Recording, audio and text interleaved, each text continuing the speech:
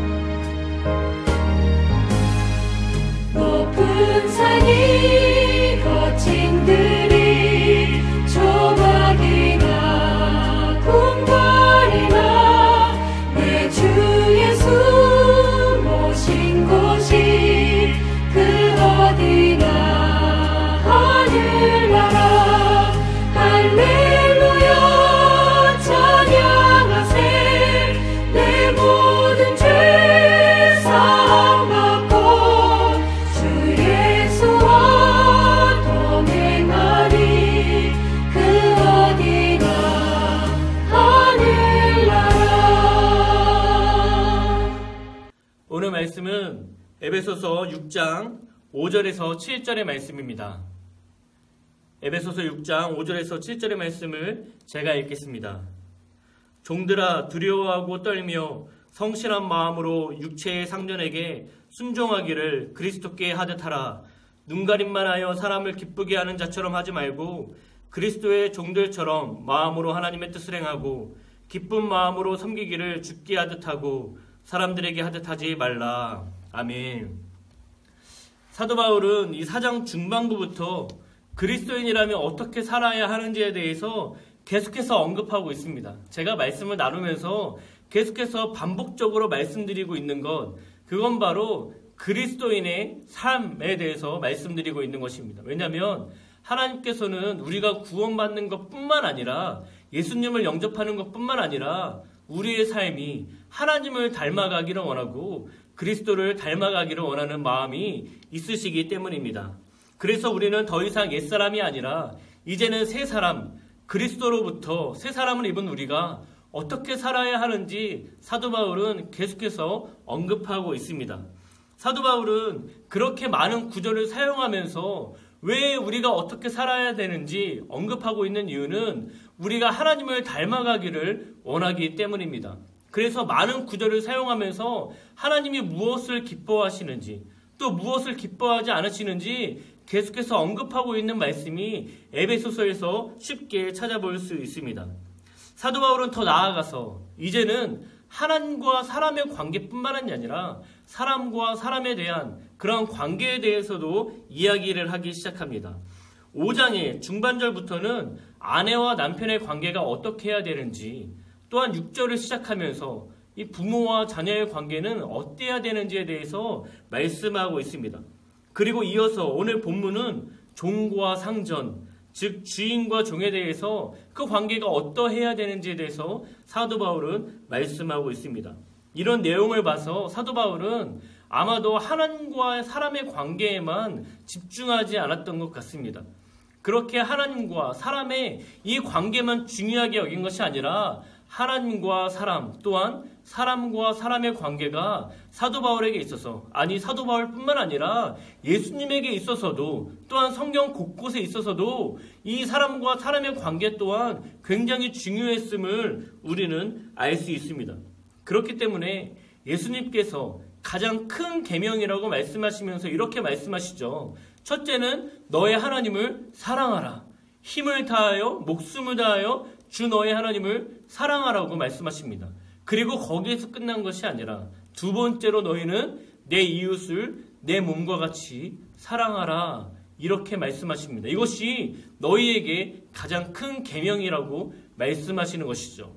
이처럼 우리가 신앙생활을 하면서 특별히 그리스도인으로 살아가면서 나는 예수님 이제 믿고 새 사람이 되었기 때문에 저 세상 사람들, 다른 사람들이랑은 관계할 필요가 없어. 나는 오직 하나님과만 관계할 거야 라고 생각한다면 그거는 하나님께서 생각하시는 건강한 신앙생활이 아니라는 것입니다.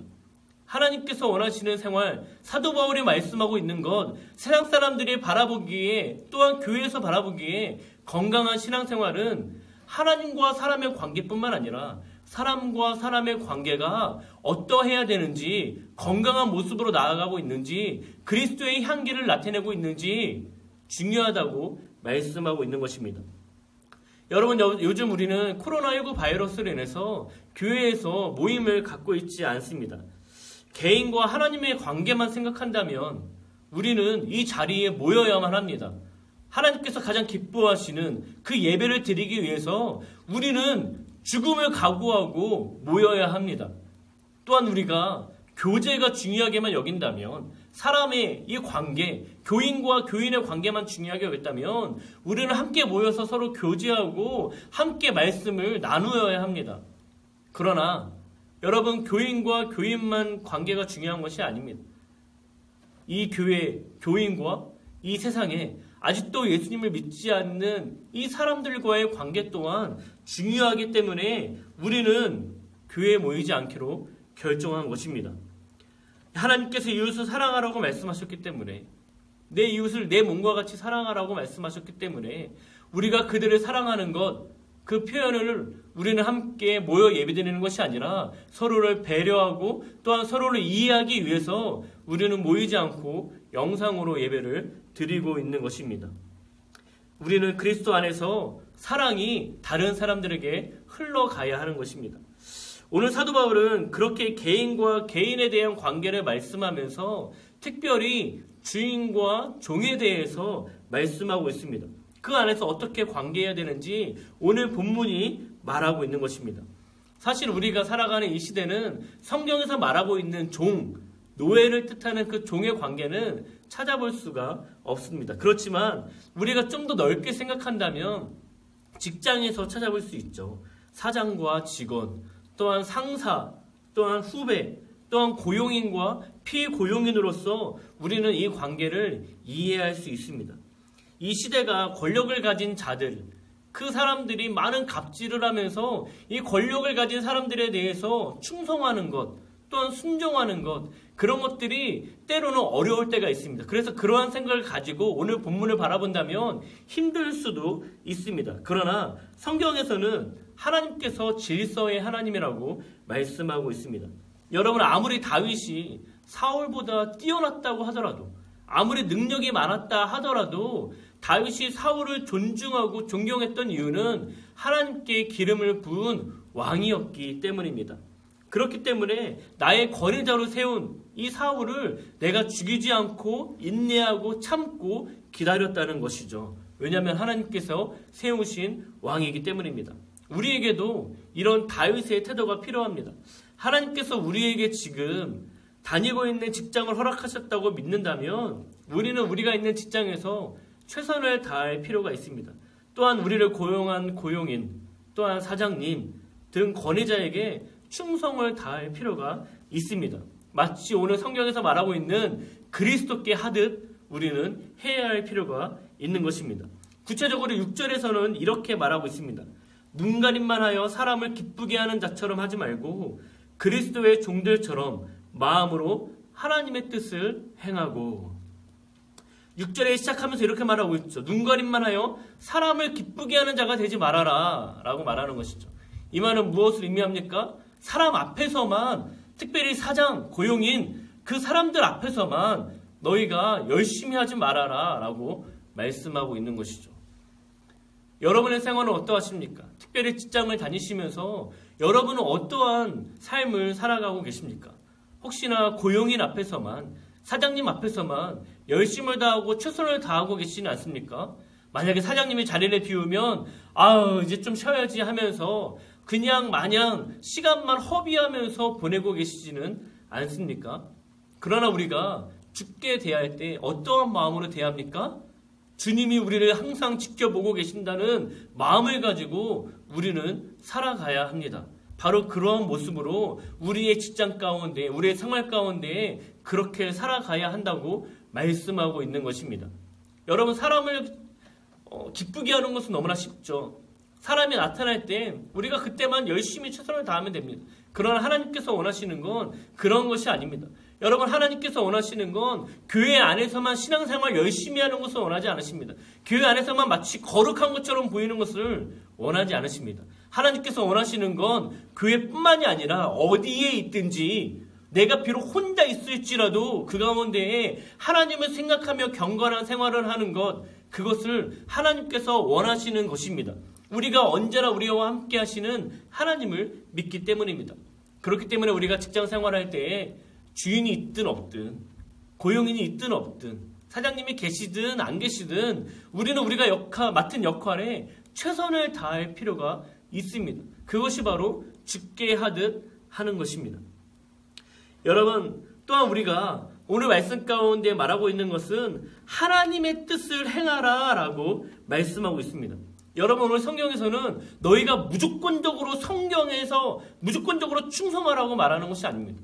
무조건적으로 고용인에게 순종하라고 말씀하고 있지 않습니다. 오늘 성경은 우리에게 죽게 하듯 하라고 말씀하시면서 너희가 마음으로 하나님의 뜻을 행하라 라고 말씀하고 있습니다.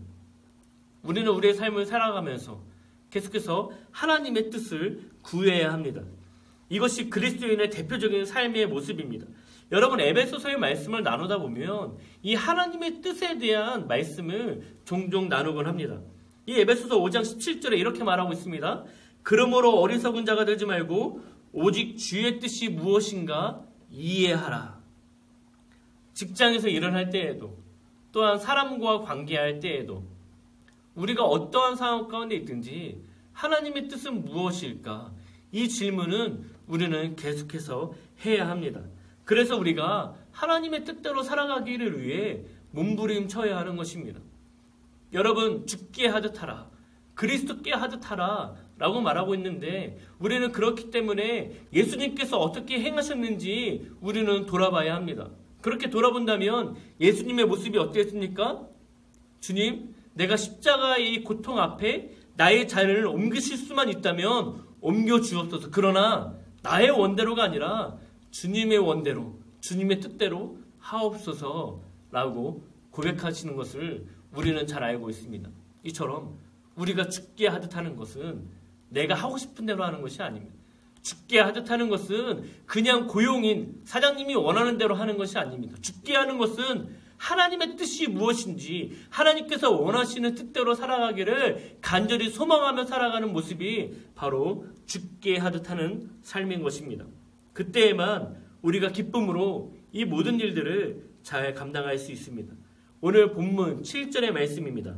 기쁜 마음으로 섬기기를 죽게 하듯 하고 사람들에게 하듯 하지 말라. 여러분, 때로는 사람을 생각하면 우리는 기쁨이 없을 때가 너무 많이 있습니다. 내가 이보다 더 좋은 직장이 있다면 당장 그만두고 싶은, 아니 내 자녀만 없었다면, 내 자녀가 지금 학교만 다니고 있지 않다면, 내 자녀가 지금 재정적으로 어려움만 없다면 내가 지금 당장이라도 때려치고 싶은 마음이 아마 많은 분들에게 그런 마음이 있을 것입니다. 그렇기 때문에 직장 생활을 하면서 기쁨으로 한다는 건 굉장히 어려운 일입니다. 그러나 오늘 성경에서는 기쁨으로 이 일들을 잘 감당하라고 말합니다. 그렇게 되기 위해선 우리가 죽게 하듯 하는 모습이 필요한 것이죠. 주님께서 나의 이 수고와 나의 이 헌신과 나의 이 모든 삶을 하나님께서 기쁘게 받아주실 거야 라는 마음으로 주님께서 나와 함께 하신다는 믿음을 가지고 함께 일들을 감당해 나갈 때 그 안에 분명히 기쁨이 있을 것입니다. 여러분, 말씀을 마무리하면서 한 가지 생각을 해보았습니다.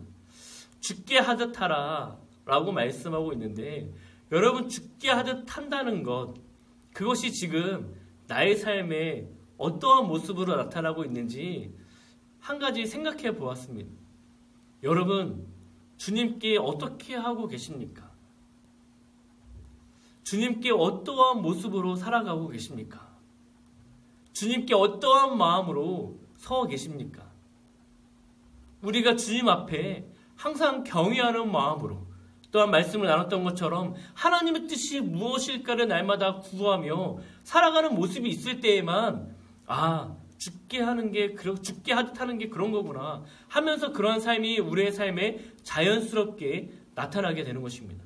그러나 내가 주님께도 소홀히 하면서, 내가 주님께도 충성하지 않으면서, 주님께도 순종하지 않으면서, 주님께 나의 마음을 다 드리지도 않으면서 죽게 하듯 한다는 것은 불가능한 일인 것입니다.